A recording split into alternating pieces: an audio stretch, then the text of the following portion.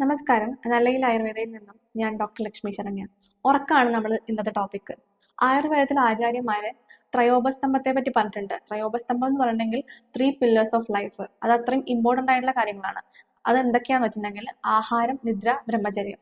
അപ്പം അതിലൊന്നാണ് ഈ ഉറക്കം. അപ്പൊ അത്രയും ഇമ്പോർട്ടൻസ് നമ്മൾ ഉറക്കത്തിന് പണ്ട് തന്നെ കൊടുത്തിട്ടുണ്ട്. അപ്പം എന്തൊക്കെയാണ് ഉറക്കമില്ലായ്മയുടെ പ്രശ്നങ്ങൾ എന്ന് നോക്കാം ഈ വീഡിയോയിലൂടെ. നല്ല രീതിയിൽ ഉറക്കം കിട്ടുക എന്ന് പറയുമ്പോൾ തന്നെ നമ്മുടെ മനസ്സിനും നമ്മുടെ ശരീരത്തിനും റെസ്റ്റ് കിട്ടുകയാണ്. അപ്പൊ അങ്ങനെയാണെങ്കിൽ നമ്മുടെ പുതിയൊരു ദിവസം നല്ല ഉന്മേഷമുള്ളതാവുകയും നമ്മുടെ കാര്യങ്ങൾ കൃത്യമായി നിർവഹിക്കാൻ നമുക്ക് കഴിയുകയും ചെയ്യുന്നുള്ളൂ. സാധാരണയായിട്ട് ഒരു പ്രായപൂർത്തിയായ വ്യക്തിക്ക് മിനിമം 6 to 8 hours ഉറക്കെങ്കിലും കിട്ടണം. ഇങ്ങനെ ഉറക്കം കിട്ടാതെ വരുന്ന അവസ്ഥയെ നമ്മൾ ഇൻസോംനിയ എന്ന് പറയാം.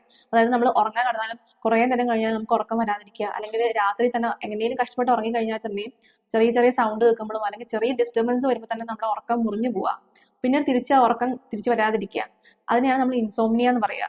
ഇൻസോംനിയയുടെ പ്രധാനപ്പെട്ട ലക്ഷണങ്ങൾ എന്തൊക്കെയാന്ന് നോക്കാം. പ്രധാനമായിട്ടും നമ്മൾ ഇടയ്ക്കിടയ്ക്ക് കോട്ടുവാ ഇട്ടുകൊണ്ടിരിക്കുക. അതുപോലെ നമുക്ക് വിശപ്പില്ലായ്മ അനുഭവപ്പെടുക, നമ്മുടെ കണ്ണുകളിൽ ഭാരം, എരിച്ചില്, നീക്കിലൊക്കെ അനുഭവപ്പെടുക. അതുപോലെ തന്നെ നമുക്ക് ഉന്മേഷക്കുറവ്, നമ്മളൊരു ഡിപ്രസീവ് സ്റ്റേറ്റിലേക്ക് പോണ പോലെ നമുക്ക് തോന്നുക. ഇതിന്റെ പ്രധാന കാരണങ്ങൾ എന്തൊക്കെയാന്ന് വെച്ചിട്ടുണ്ടെങ്കിൽ, ഒന്ന് പ്രായം കൂടുമ്പോൾ നമുക്ക് ഉറക്കം കുറയുക എന്നുള്ളത് സ്വാഭാവികമായിട്ടുള്ള കാര്യമാണ്. പക്ഷെ ചെറുപ്പക്കാരിൽ ഉറക്കം കുറയാനുള്ള കാരണങ്ങൾ എന്തൊക്കെയാന്ന് വെച്ചിട്ടുണ്ടെങ്കിൽ പ്രധാനമായിട്ടും സ്ട്രെസ്, സ്ട്രെയിൻ, ആങ്സൈറ്റി. അപ്പൊ നമ്മൾ ചെറിയ കുട്ടികളൊക്കെ ആയിരിക്കും നമ്മൾ എവിടെയെങ്കിലും ടൂറൊക്കെ പോവാന്ന് പറഞ്ഞെങ്കിൽ നമുക്ക് തലേദിവസം ഉറങ്ങാൻ കഴിയാതെ അവസ്ഥ വരുമല്ലോ. അപ്പൊ ഇത് പ്രൊലോങ്ഡ് ആയിട്ട് അങ്ങനെ ഒരു ഫീൽ വരികയാണെങ്കിൽ, സ്ട്രെസ്സും സ്ട്രെയിനും ആങ്സൈറ്റിയും കാരണം ഉണ്ടാവുകയാണെങ്കിൽ അത് ഇൻസോംനിയാണ്. അതേപോലെ തന്നെ നമ്മുടെ ഇപ്പോഴത്തെ ലൈഫ് സ്റ്റൈല്, നമ്മൾ വളരെ ലേറ്റ് ആയിട്ട് കിടക്കുന്ന ആളുകളാണ്. നമ്മൾ മൊബൈൽ നോക്കിയിട്ട് ലാപ്ടോപ്പ് ഒക്കെ നോക്കിക്കഴിഞ്ഞാൽ നമ്മുടെ ബ്രെയിൻ എപ്പോഴും ആക്റ്റീവ് ആയിട്ടിരിക്കും. അപ്പൊ നമുക്ക് ഉറങ്ങാൻ കഴിയില്ല. അതും ഒരു ഇൻസോംനിയയുടെ കാരണങ്ങളാണ്. ഇതിന് പ്രധാനമായിട്ട് നമുക്ക് ചെയ്യാൻ കഴിയുന്ന കാര്യങ്ങൾ എന്തൊക്കെയാന്ന് വെച്ചിട്ടുണ്ടെങ്കിൽ നിദാന പരിവർജനം. അതായത് നമ്മുടെ കാരണം എന്താണോ അത് കണ്ടുപിടിച്ച് അതിനെ ചികിത്സിക്കുക എന്നുള്ളതാണ്. അപ്പൊ നമ്മുടെ ലൈഫ് സ്റ്റൈൽ മോഡിഫിക്കേഷൻ ആണ് അതിന് വേണ്ടതെങ്കിൽ അത് ചെയ്യുക. അല്ലെങ്കിൽ നമുക്ക് യോഗ ചെയ്യാം, പ്രാണായാമം ചെയ്യാം, മെഡിറ്റേഷൻ ചെയ്യാം. അതുപോലെ ചില നുറുങ്ങു വിദ്യകൾ നമുക്ക് വീട്ടിൽ തന്നെ ചെയ്യാൻ പറ്റും. അതായത് നമ്മൾ ഇളം ചൂട് പാല് നമുക്ക് പനങ്കൽക്കട്ടിട്ട് ഉറങ്ങുന്നതിന് മുന്നേ കുടിക്കാം.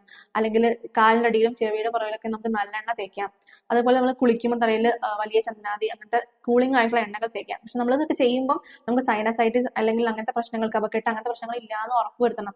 അങ്ങനെ എന്നിട്ടേ നമുക്ക് ഇതൊക്കെ ചെയ്യാൻ പറ്റുള്ളൂ. ഇനി ആയുർവേദ ട്രീറ്റ്മെന്റിലേക്ക് വരികയാണെങ്കിൽ നമുക്കിവിടെ ശിരോധാര ചെയ്യാം, ശിരോപിച്ചു ചെയ്യാം, ശിരോബസ്തി ചെയ്യാം. ഇതൊക്കെ നമ്മുടെ തലയിൽ കൂളിംഗ് ആണ്, നമുക്ക് റിലാക്സിംഗ് ആണ്. അപ്പം ഈ ഒരു പ്രക്രിയ മൂലം നമുക്ക് നല്ല ഉറക്കം കിട്ടാറുണ്ട്.